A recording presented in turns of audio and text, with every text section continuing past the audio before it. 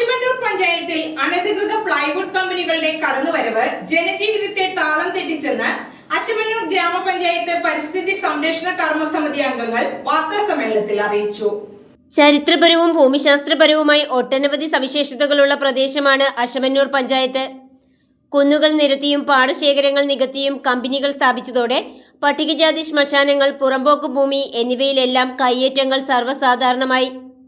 പൊറുതിമുട്ടിയ ജനങ്ങൾ കിടപ്പാടം ഉപേക്ഷിച്ച് പോകുവാൻ നിർബന്ധിതരായി. ഇതിനെതിരെയാണ് ജനകീയ കൂട്ടായ്മ അശമന്നൂർ ഗ്രാമപഞ്ചായത്ത് പരിസ്ഥിതി സംരക്ഷണ കർമ്മസമിതി രൂപീകരിച്ചത്. മുറ്റത്ത് കിണറുണ്ടെങ്കിലും ആ കിണറിൽ നിന്ന് വെള്ളം കുടിക്കാൻ പറ്റാത്ത അവസ്ഥകളാണ്. കാരണം അതിനകത്ത് മാലിന്യമാണ്. അതിനകത്ത് വരുന്ന മാലിന്യം ഒരു കാരണവശാലും ഈക്വളിയാണ് മൊത്തം. നമ്മൾ എവിടെ കൊണ്ടുപോയി ഏത് കിണറിൽ പരിശോധിച്ചാലും ഈക്വളി ആയതുകൊണ്ട് വെള്ളം ഉപയോഗിക്കരുതെന്നാണ് പറയുന്നത്. ഇപ്പോഴും വേനൽ വർഷം നമ്മൾ പൈപ്പ് വെള്ളം വന്നില്ലെങ്കിൽ വണ്ടി വെള്ളം കൊണ്ടുവന്നാണ് അവർ പലരും ഉപയോഗിക്കുന്നത്. ഇങ്ങനെയായി വന്നപ്പോൾ പലരും നൂറുകണക്കിന് കുടുംബങ്ങൾ അവിടുന്ന് വീടുകൾ വിറ്റുപോയി, അല്ലെങ്കിൽ വീട് ഉപേക്ഷിച്ചിട്ട് വാടകയ്ക്ക് പോയിരിക്കുക. ഇപ്പോൾ പഞ്ചായത്തിൻ്റെ അവസ്ഥ അതാണ്. 100 ചില്ലാൻ കുടുംബങ്ങൾ അശമന്നൂർ പഞ്ചായത്തിൽ നിന്നും ഒന്നുകിൽ ഇവർക്ക് തന്നെ വീട് വിറ്റു, അതല്ലെങ്കിൽ വീട് ഉപേക്ഷിച്ചിട്ട് ഈ ഭായിമാർക്ക് വാടകയ്ക്ക് കൊടുത്തിട്ട് അവിടെ നിന്നും പലായനം ചെയ്തു എന്നുള്ളതാണ് സത്യം. President CA Ashokan, NV Somarajan, Ajims MA, PS Rajan, PA Vijayan എന്നിവർ വാർത്താ സമ്മേളനത്തിൽ പങ്കെടുത്തു.